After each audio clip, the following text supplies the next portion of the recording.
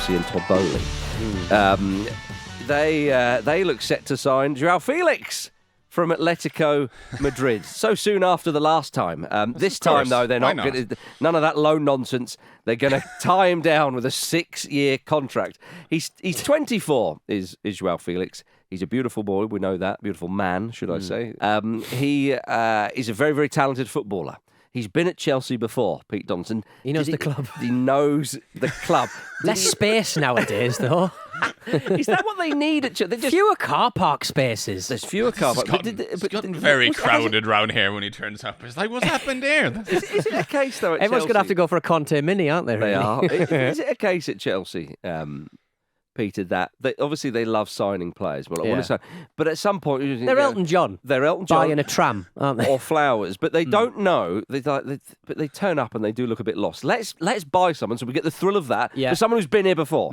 Is that what this is about? It's getting to be a little bit like my shed. Stuff I've got very excited about. I've got welding gear I've not used. People who don't want to be there are there. People who don't want to be there are there. It's astonishing. It does make my job easier because I don't have to think or know much about any of the footballers who are at Chelsea at the moment because none of them will play. So just complete theory football. Yeah, but annoyingly though, some of them that we do know are not going to play. Yeah, exactly. Like, don't cut Raheem Sterling and Ben Chilwell. We know them. I can forget everything I've known about Raheem Sterling forever now. I don't need to worry about because he's in the doldrums. Until he pops up at Newcastle. Yeah. But Lars, what do you think of this signing that Chelsea are set to do with João Félix? He's a great player, he's got great talent, but it strikes me as very odd. Yeah, let's do the glass half full thing, right? Which is he's an unbelievably gifted player. I'm sure his YouTube highlight compilation is a thing of great beauty. And he's very elegant, technically amazing. One of those players who you enjoy watching, like just for the sake of watching him do stuff with the ball. He's a handsome boy. The aesthetics of football matter to me. So, I mean, from that point of view, yeah, absolutely. It hasn't fully worked for him at Atletico Madrid. I think we all suspected it wouldn't because him and Simeone seems like a deeply odd match. Well, considering how much money they spent on him, Lars, which was the 5th highest transfer in football history, it was 113 million or something. It always seemed odd that. But clearly, odd moves for João Félix, despite having had a taste of this Chelsea biscuit. He seems to have not learned from that. Deeply odd arrangement. And then the loan at Barcelona was like there were good moments, but inconsistent. And this is he's a bit flaky. So, but the glass half full thing is the talent is there, and at some point, I think at some point he'll come good. The other side of it is just mental, really, the Chelsea thing. Like, I mean, it's you say you've got it's the sort of the Todd Bowley going to the mid aisle of the Lidl and coming back with like you went out to get some milk, you've come back with a bouncy castle again, Todd. Like, why does this keep happening? But you still haven't bought the milk. That's the point. This is the thing. Because last season, I'm the boring person who keeps going, actually, Chelsea were kind of fine on the XG last season, 4th highest XG balance in the league. They were actually not a total disaster. But what they didn't have was a commanding, reliable goalkeeper and a properly sort of lethal striker. The bad both ends of the pitch is where they sort of went wrong. And what have they done this summer? They've just they've brought in a young goalkeeper, might be good, might not be good, but they've brought in like every other position than like an actual striker, which is, it's like strikers are lava has been their approach to the transfer market. and it's absurd saying that we're lining up again with Nicholas Jackson up there. We've got some good attacking midfielders, we've got some good wingers, we really don't have any good strikers. What do? We signed Pedro Neto and João Félix. I'm like, what? I mean, what is happening? It's incredibly strange. To give them some kind of benefit of the doubt, the window isn't closed yet. Maybe the idea is once they finally get Lukaku out of the building, a striker will sort of materialize. That is the only sort of thing I'm thinking. But for now, makes no sense. Or they hit critical mass and half the players just kind of ooze out of them like a burst drum. Yeah, maybe that's the way around FFP or whatever. But is it just that they're like Chelsea's like, long amortized high mid contract with loads of bonuses piled on? Is that strikers don't want it, goalkeepers don't want it? Is it just the sort of club that strikers don't want to go to, but everybody else is happy to just live out 5 years of their career just not playing football? That suggests that there's an element of a plan, and I just can't see it. And we're not the only ones to say this. A lot of the pundits and journalists are writing about Chelsea going, I'm sorry, what is going on here? And I think that's the thing is, it's not, you don't have a few going, but actually if you look at the detail, or, well, actually this has been done before, or, well, if you look at the way Bowley has done things, everyone is just a bit like, I'm sorry, this is mad. I mean, the combined time remaining on players' contracts at Chelsea is 191 years. I mean, what is he doing? Trying to extend a leasehold or something? You know, this is crazy. The next highest is in the Premier League is Tottenham with 97. So there's your comparison. 191. Next one is 97. Lars. Yeah. So I think we're sometimes guilty of, like, a lot of the times the people who have these jobs know much more than we do and are much smarter than us and see the bigger picture in a way we don't. But sometimes they don't. Sometimes they're just fools. And I at times when I've wondered with this new Chelsea ownership, maybe Bowley and Iqbali and the lads just really like having dinner with George Mendes. Maybe that's the thing. Maybe they just look at this incredibly charming agents who know all the good restaurants and know what to order from the wine list, and they just love hanging out with them. And then at the end of the night, it's like, hey, do you want to pay like 60 million for João Félix or something? I mean, Lars, that is the only reason. Exactly. It's waking up with the receipts for last night's oh God. We've signed Pedro Neto. What have we done? God's sake. Yeah. This is exactly what I was trying to avoid. I went into the dinner. I promised myself in the taxi here I wasn't going to sign Pedro Neto. He's like a folk tale, isn't he? This agent. He just sort of like he tricks them. Yeah. He puts them into a drowsy numbness. He's like the hobgoblin. And just sells you a player. Oh, he's done me again. Oh. Yeah, but he can't believe he's like with Bowley. He's just like, this is all the other football club owners are like, he's taking the heat off us. But when sort of, I remember like when Mike Ashley went to Newcastle and another big spender. Another big spender. Well, he sort of felt like he was a bit of a disruptor in that, like, he's like, God, this is like the Wild West. This is like none of this. No one's kind of like overseeing any of these player sales or purchases. So he did do mad stuff. Like your Dennis Wises and stuff. Yeah, but like crap mad stuff. Yeah, though. crap mad stuff. But this is just mad stuff with money, isn't it? Yeah, but at least with João Félix, it's a proper player, though, as Lars says. And there will be times when the crowd watch him play. I mean, I saw him play when Chelsea played Fulham at Craven Cottage, of course, a few years ago when he was here. He was the best player on the pitch until he got sent off. Thank you very much. Right. Whereas Mike Ashley, there was nothing. There's nothing to hang out There's on. nothing to compare. You just said Dennis Wise. Yeah. Even if Dennis Wise was playing, like it would still been ugly. But it's incredible what's going on here. Now, this move, of course, means that Conor Gallagher's move to Athletic can now be completed. He's been given permission to fly to Madrid for a second time. So, obviously, at some point, you have to balance the books. Otherwise, you're going to have some sort of investigation.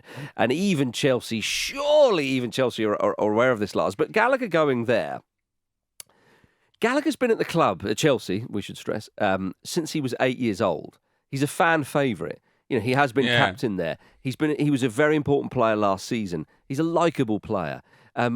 Trevor Chalobah, of course, not as important to Chelsea last season, but he still played a bit. Another one who's come up through the ranks there. He's being pushed out of the club. They've been pretty ruthless with certainly a couple of homegrown players there. Ben Chilwell and Raheem Sterling have just been bombed out the European squad as well. There's a bit of a danger here, Lars, that you've got a lot of players turning up who, as we know, that can be sometimes difficult to kind of get a bit of group cohesion on that. And you are treating certain players in a certain way, which the fans are not going to like.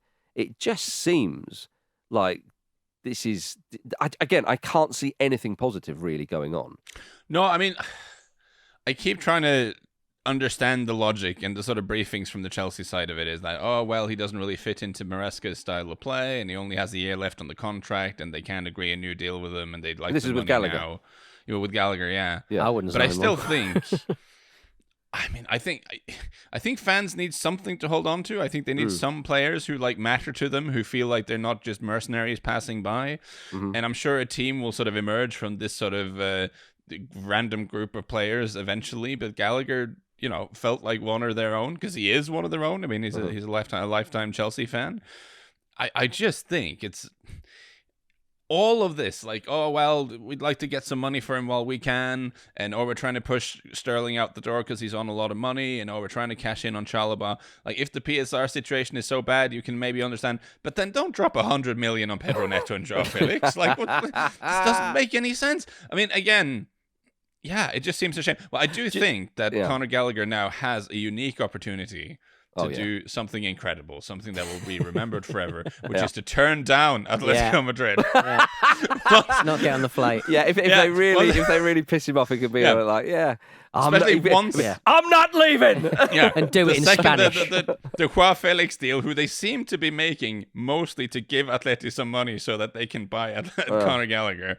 Once the ink is dry, and that deal is definitely happening, turn them down. Yes. Turn this plane around. Go back to Cobham. This is your problem now, Chelsea. You can figure it out. Yeah, I'm back. It would be quality. We could do a GoFundMe for Conor, couldn't we? We pay the rest of his wages while he sees his time out with the juniors. True. However, Gallagher also has a ticket out of there. Right. It's a good point, actually, yes, it would be hilarious, but ultimately, if you're Conor Gallagher, you want to play for a manager who's going to recognise and utilise your talents. Hey, Diego Simeone, my goodness, it's a match made in heaven, Pete Donaldson. It is, yeah. I don't think he has necessarily the bite that Simeone would probably. Oh, he can learn he'll that. Get it. He'll Don't get you worry about He'll that. grow those talons. Yeah, I think Gallagher's a better player than some people make out. But I think him going to Simeone's Atletico Madrid, that's good for England. It's good for England, which is what Simeone always thinks of. Exactly. But I do think it is certainly on paper a good move. And do you see that, Lars? How are Atletico doing these days? We think of Simeone and Atleti in a certain way. Obviously, they're not. When they were particularly good. What would it be? I don't know, 8-10 years ago, something. You like that. have a shelf life as a manager. You do. However totemic and kind of important he has been to that club. Indeed, but the style that Simeone deploys at Atleti is, he's not changed that much over the years, has he? Yeah, and you suggest he might not have the bite, Gallagher. He certainly has the nibble. Whether he has the bite or not. I mean, he was actually the player in the Premier League who committed the most fouls per 90. There you go. So, I mean, his sort of roaming around the field, kicking people in the shin is something that Gallagher does really well. And I always have to say this. I always have to say this with Gallagher because there's this rhetoric and it's slipping towards the Harry Maguire chat as well, by the way. I honestly think he's got more talent than people sometimes make out, that he's just this head on a stick running around or whatever. But Gallagher to Simeone's Atleti, as they'll be probably still known in 10 years' time. How do you see that fit, Lars? Again, on paper, it seems like a good one. I think it's a really good fit. I do. And they're having something of a revamp this summer, Atleti. They've signed Julian Alvarez. They've signed the King of the North, Alexander Sørloth, the second best tall blonde Norwegian striker in the world. and they've signed Robin Lenormand from Real Sociedad to play at the back, who, of course, played for Spain at the Euro. So they're really sort of adding some big things with Morata leaving, with Memphis at long last leaving, some other guys leaving. So it's going to be a slightly new look Atleti. And I think Conor Gallagher, I think this is the upside. As much as it seems ridiculous from Chelsea's point of view, fans are going to miss him, all of that. I am massively in favour of English players trying to spend a few years of their career abroad, trying to experience something different.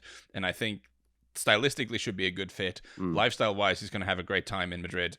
So it's a cool transfer from that point of view. If he was going to go anywhere, this seems like a fun one. And presumably in a year or two, Chelsea might try and sign him back. So Gallagher, he's probably not done at Stamford Bridge. Maybe if he pretends he's Portuguese and is rep by Jorge Mendes, they're like, oh yeah, yeah, that's it. That has to be it. Well, good luck, Gallagher. But I'm really happy that he is leaving Chelsea because hopefully he can play a bit. And Raheem Sterling and Ben Chilwell, they've been left out, as I said, Chelsea's Europa Conference League squad. For their play-off on Thursday evening. Maresca will speak to the press today, so by the time you've listened to this, you may well know the words that have come out of his gob. But it surely now looks like Sterling and Chilwell are leaving the club. But the amazing thing is, though, there is a strong rumour going out around that Chelsea might try and sign Jadon Sancho. That would be so good. Can you imagine? They're like a one-man Saudi league, aren't Honestly, they? Honestly, it is it's just a rumour at this point. If they sign Jadon Sancho, where do you go from there? But they haven't done so. We'll park that for now. But Raheem Sterling and Ben Chilwell, Pete Donaldson, two decent players. I know Chilwell's a bit injury prone. I mean, I guess Chilwell would probably find his way into a team like Newcastle. To be honest, we do need sort of. We need to be better resourced, I think, at fullback, and he'd probably fit the bill there. Yeah, but they're two players that you would think. I mean, I suppose often when we talk 27 Chilwell now. Yeah, and Sterling's can't be hanging around. 29. But when you talk about players like that, Lars, it's always the wages that's the sticking point, isn't it?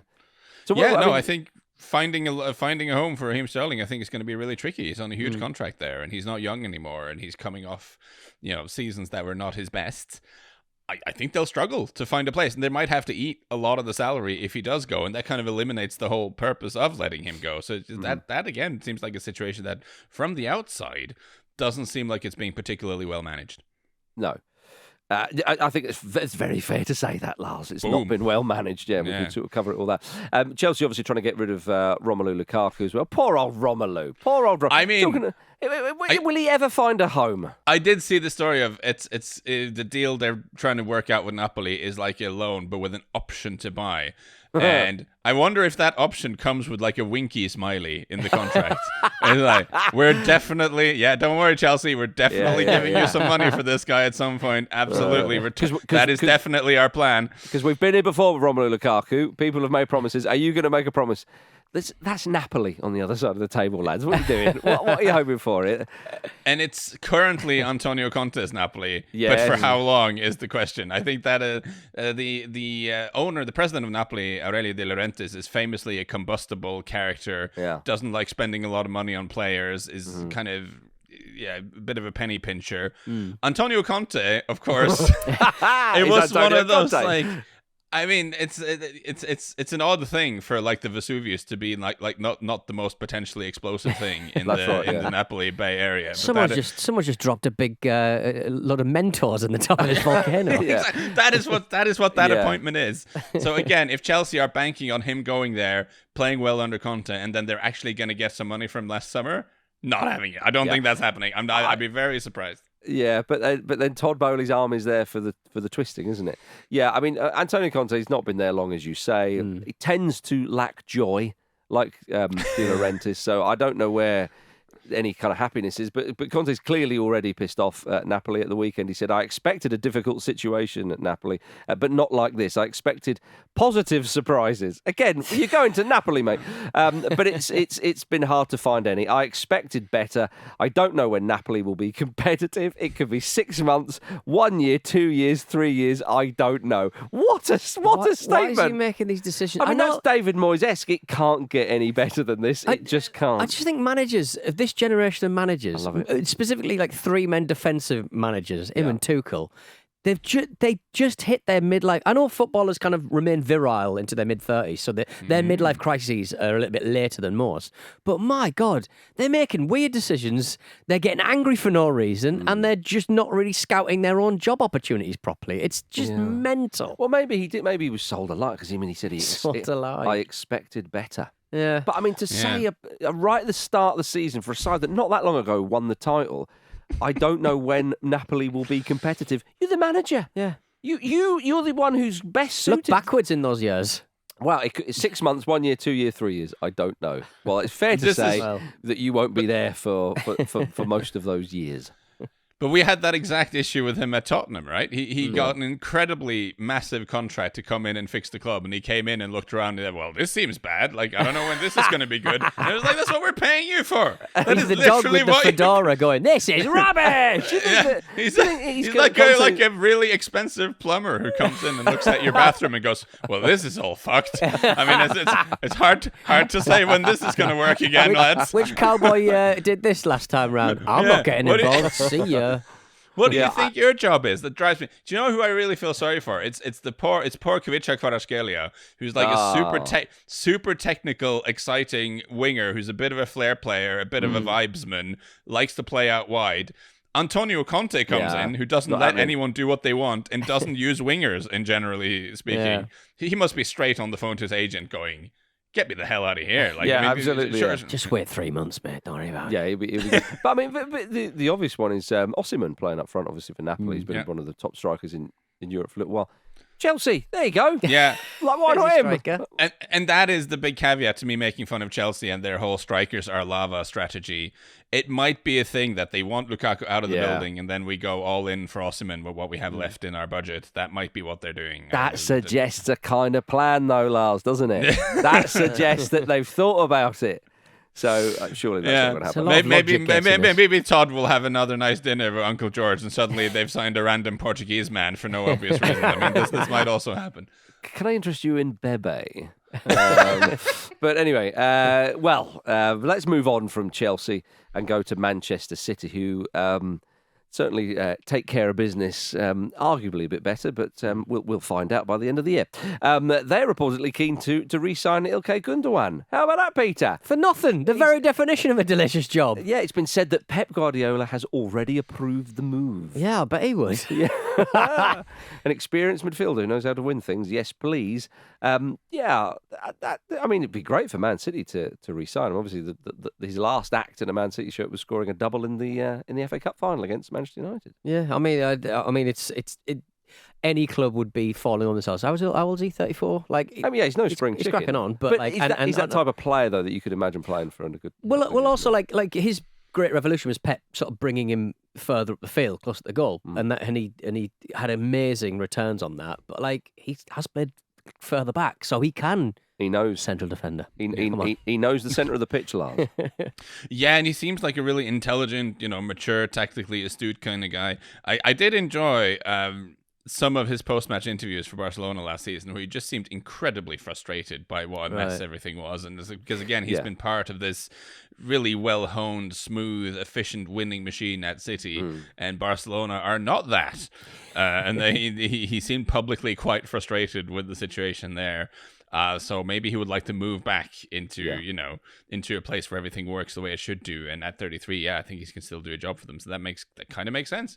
Yeah, he obviously watched older, DVDs or whatever of Pep's Barcelona. Yeah. When he went there, I remember thinking, it is a mess. It really is all over the place, and obviously it's finally got to him. He's like, sod this, I need to go back. There's a lot of blue chip teams now where you go to it and you think, am I even going to get paid here? It's just such a mess. You're just like, am I even going to... I'm playing football. I need my invoices paid. We're not getting 30 days. It was when he arrived at the club and you go, right, you get your invoices in by the end of the week. Sorry, what? Because if you don't, the door shuts. He's just constantly stealing laptops to make it up.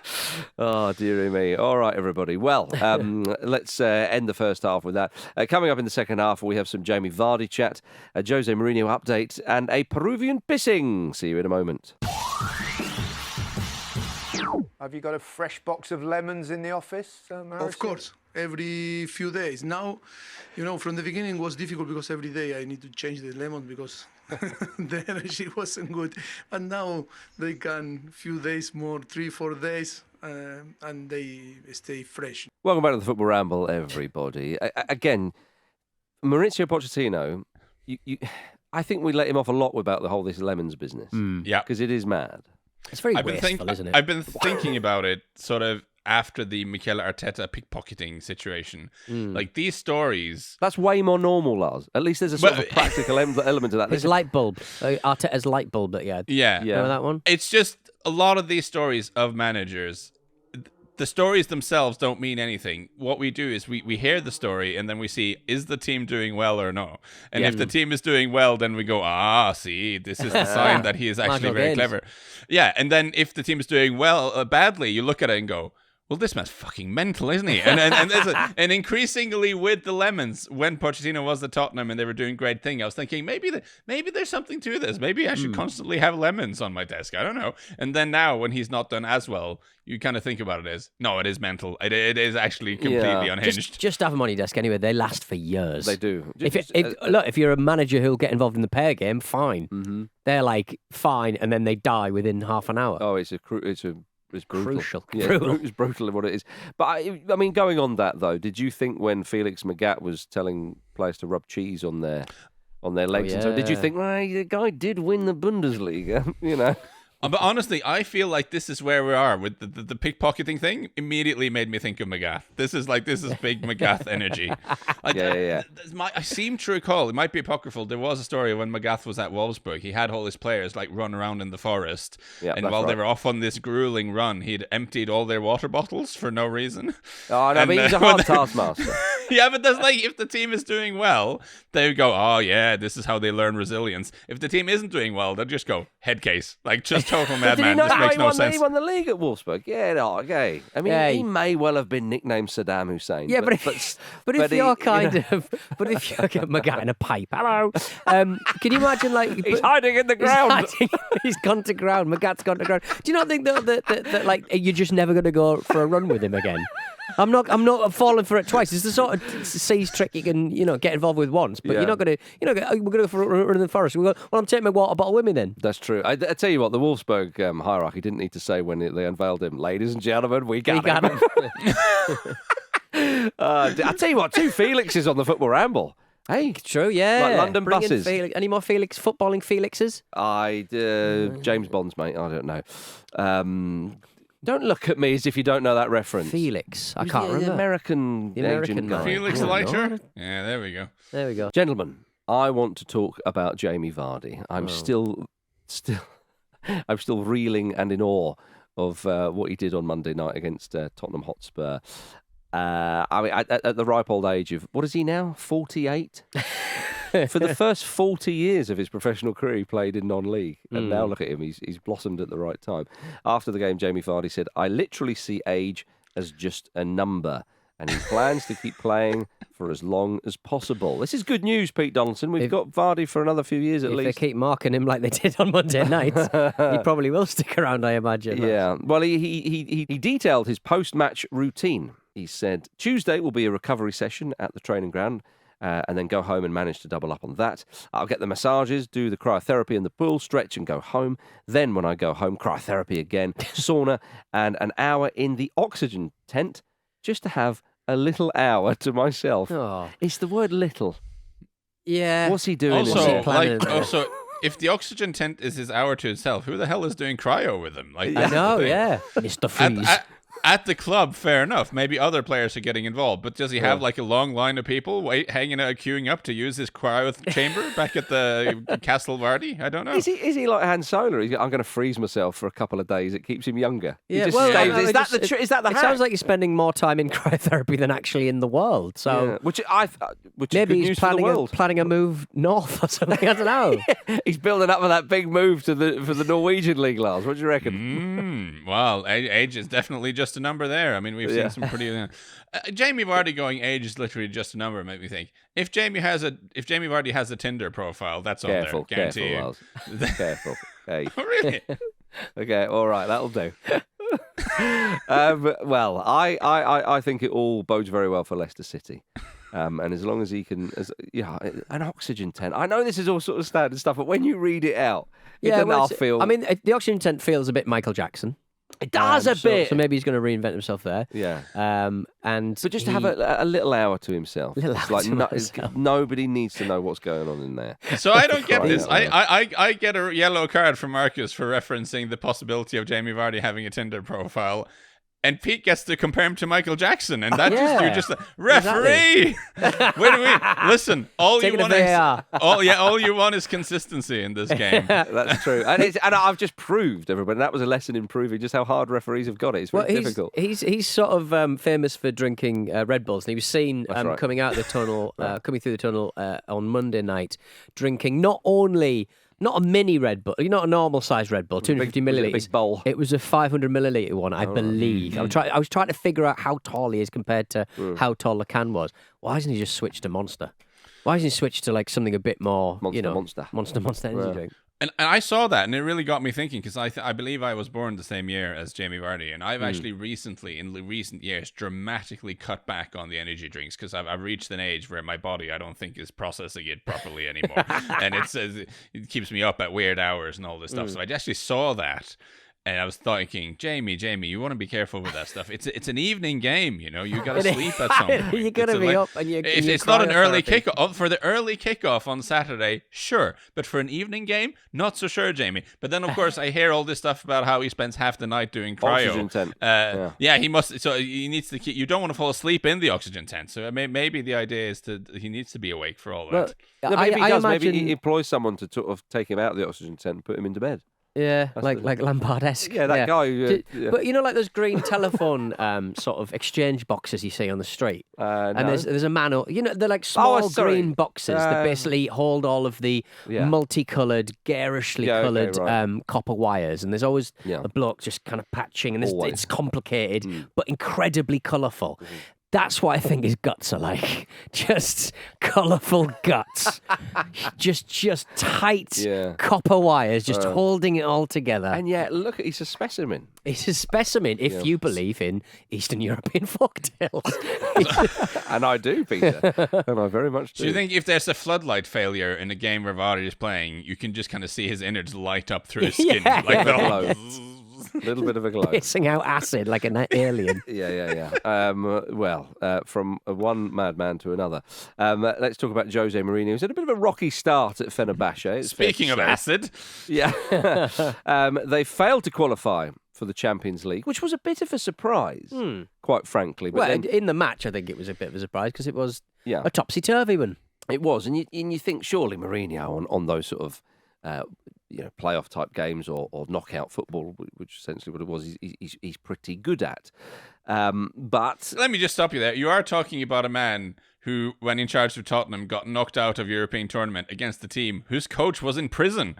I feel like after you've been knocked out by a guy who's literally in the big house, you kind of forfeit your credentials for being really good at managing these occasions. But Lars, as Mourinho himself said recently in the press conference before that game, he was sort of saying, I've never lost a tie like this in Europe with any of my teams. And then before the journalist got this next question, he went, "Oh yeah, I forgot Tottenham." So it is the exception, quite frankly. I mean, Mourinho did sort of say, "Well, we were never going to win the Champions League anyway, so what's the point of that?" But in his recent post-match interview, where Fenerbahce dropped 2 points, where the opposition scored a very, very late equaliser, Mourinho was basically having a dig at Turkish football culture. And he said, "My players, they have to do what other teams do to us. They need to take their time. They need to dive on the floor. They need to stop the game. They need to simulate injuries. They need to do what every other team does." All of this is very, very foreign to Jose Mourinho. Of course. He won't have a clue what all this is. And then he also said in the same press conference, it looks like it's for me to adapt to Turkey and not vice versa. Thanks, Jose.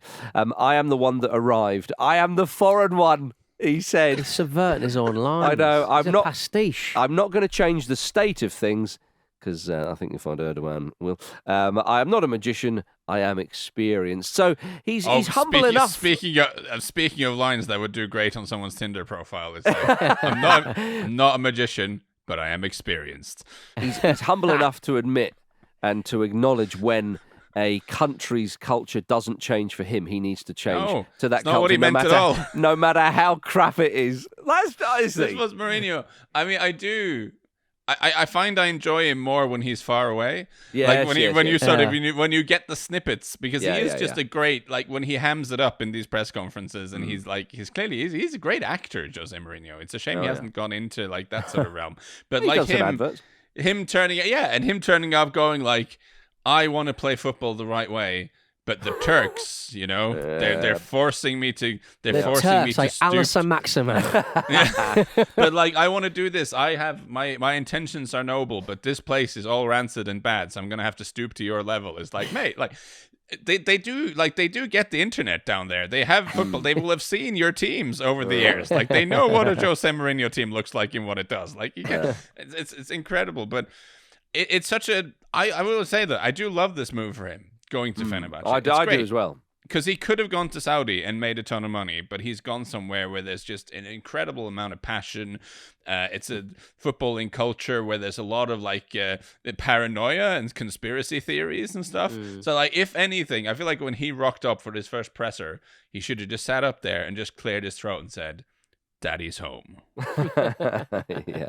Yeah, you're right. I mean, he won't be on peanuts at Fenerbahce, but I take the point about Saudi. Well, look, I think Lars summed it up quite nicely, saying that we enjoy Jose Mourinho these days, especially when he's quite far away. Although He's gone full Hoff at this point, hasn't he? He's gone David Hasselhoff stripped to the waist, eating burgers, drunk. Like he is just He's like, I'm the Hoff. Yeah. I'm the Mourinho, and he had a bit of a decent couple of seasons previously, but he just seemed to be falling into usual pastiche, cartoonish Jose Mourinho. Whereas I'd bite your hand off if you offered me Jose Mourinho at Newcastle, Man United, or Chelsea, though. Right. Okay. What are you putting those words in my mouth? I know. I'm saying that's what. Oh, good for the ramble. Yeah, exactly. Yeah. Right. There we are. Let's be absolutely clear about that. Now it's time to go to South America, to Peru, where a player was recently sent off for pissing by the side of the pitch before taking a corner. The moment took place during a Copa Peru match. The player Sebastian Munoz was waiting to take the corner while the opposition keeper received medical attention in the penalty area. It was at this moment that Sebastian struck. He decided to relieve himself. The ref, right, how about the opposition players said to the referee, oh, no, look what he's doing. Look what he's doing. The referee didn't see it. And the opposition players snitched on him. Your telltale tit, your tongue will split, and all little doggies will have a bit, Marcus. But it's always been my policy on this sort of thing. I know it has quite hypocritically. But referee, straight red card, and that was that. Yeah. That was that. Should have been 2 yellows. There you go. I'm just questioning, is this actually a sending off offence? Do you know what, Lars? Oh. I thought this as well. Could have been caught short. Yeah, I did, because Jens Lehmann did this. Now Jens He did it behind a hoarding, though, didn't he? Well, I don't know. There wasn't hoardings there. There was. He did a wee and then he jumped over, didn't he? Oh, was I that really? remember. Yeah. No, Jens did. Well, I'm saying when in Peru, this game. Oh yeah. I think he this could is have not one of the big teams. I've seen players on the touchline sort of kneel down. DeMarcus Beasley. I think so. Yeah, and just down one trouser leg. Yeah. Which was good. But like, I mean, are you sending Peter Beasley off for showing his willy on the field? Are you sending Paul Scholes off because his willy comes out? You say it as if they deliberately showed it. Well, you you could have worn tighter cycling shorts like Andy Cole, couldn't you? But where do you draw the line here? Because that's an interesting point. Because had he pissed himself, would you have given a red? No, you wouldn't, because that's a medical complaint, isn't it? Could be. But clearly, if it's an intentional piss in the corner, then it's like, well, you can't do that. So are there any footballers with stomas? With what? You know the things, if you can't it's basically plugged into your stomach. Oh, colostomy bag. Food. Yeah, I think so. Yeah, some sort of thing. Oh, but it's plugged into your stomach. I wouldn't have. You could pop that off, squirt it at a fan. Unbelievable. Have a bit of that. Unbelievable. Why did I engage? I'm rowing back though, Lars. Is the hack, if you want to, if you need to relieve yourself, is the hack in football just to piss yourself? Yeah, because this is what I'm saying. So I've got, being a massive nerd, I have the laws of the game in front of me, and I'm looking at things. Here we go. I'm looking at things that are sending Control off F offense. piss. It is all the denying the opposition a goal-scoring opportunity. Like, we know these. Serious foul play. I mean, maybe that would be incredible. All of these tick the box. You are denying a goal-scoring opportunity because everyone's looking at you. Striker's running through. How are you going to put him off? Watch this. So the serious foul play sounds like something that pissing could fall in there. But the definition is a tackle or challenge that endangers the safety of an opponent, blah, blah, blah. So that doesn't quite work. Right. There's biting or spitting at someone. Again, he hasn't done that. Violent conduct doesn't fall under violent conduct. Is there any sort of general sort of bringing the game into disrepute? Is there a subsection that says bodily fluids? There really isn't. Maybe there should be. Using offensive, insulting, or abusive language or action. Maybe you could argue it's offensive or something. I don't think so. It's not offensive. It's dirty. And then there's entering the video operation room. That is definitely. Don't piss on any of those electrics. I couldn't find the toilet.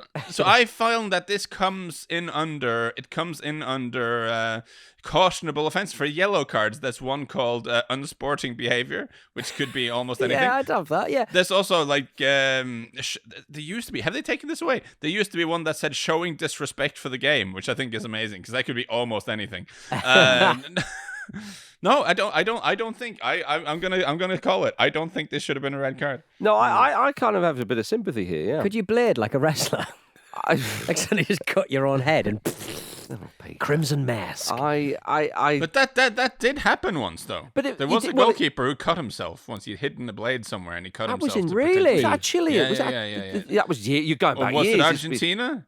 This feels like old school why Ramble. was that? I mean, this would have been late 80s, I think this was. You go, blimey, Lars, flipping it, you're testing me there. Why did he do it? Just to try and get the match abandoned, I think, because I think maybe there was a flare thrown on the pitch or something. Oh, and or he bladed himself. Right. And he was a bit like, look, let's call it null and void. Can we qualify for the World Cup? Is that how it works? But going back to the pissing, as loathed as I am, in 2017, Salford keeper Max Crocombe was sent off for pissing during a National League North match against Bradford. Right. So there was, but again, I can't remember that. I don't have any context. At that level, because like I play 11s and everyone pees. Everyone pees at the side of the pitch all of the time. At the same time? During the game?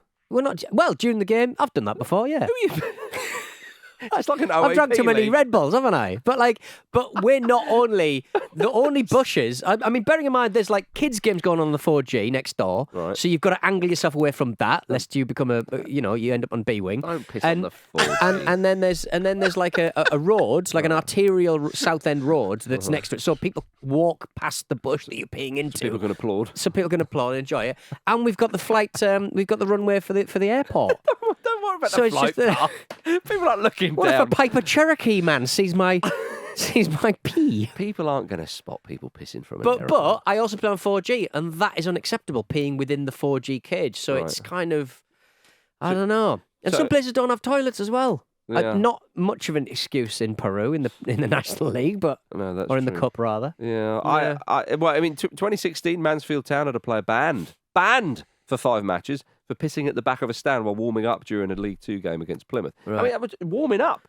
And he quickly had a quick bit. Banned for 5 games. People are offended. I'm not. This isn't that bad. No. I honestly don't think. Like, if I'm Lineker watching does it, he gets in the match of the day spot. Well, that was a jobby. But again, he did it to himself. He shat and himself. that's what really hurts. That, that clearly is the hack. Yeah. If you need to go, you're going to have to. Yourself, yeah, you're just going to have to go, this is going to be embarrassing. This is not. It's not going to be comfortable. Wear but my a big goodness. nappy, like in China where they have those holidays where they've got to travel for like 3 days on the train, but you can't. The trains are so busy you can't get to the toilet, so you just wear a nappy and you soil yourself. Is that right? Apparently so. My goodness, the things I've learned from you. The things we do for love. Of course, this comes just weeks after Neil Lennon had to deny allegations that he pissed on the training pitch at Rapid Bucharest. There's a lot of pissing going on in football at the moment, Lars. So I was not aware that Neil Lennon was at Rapid Bucharest, so there was a lot of things in that sentence that took me by surprise. I would say overall that is a sentence I did not expect to hear when I woke up today. Hey, and that's what Football Ramble do to you, baby. And I think we're going to end on that note. Thank you very much for listening. Rapid Bucharest. It was a piss, not a poo. All right, we'll go on high five. There you go. I keep forgetting I've got really bad wrists. And I don't want to know why. Thank you for watching a clip from the Football Ramble podcast. Don't forget to like this video and subscribe to the channel so you don't miss an upload. A single upload. Don't miss out on the uploads. The uploads are important.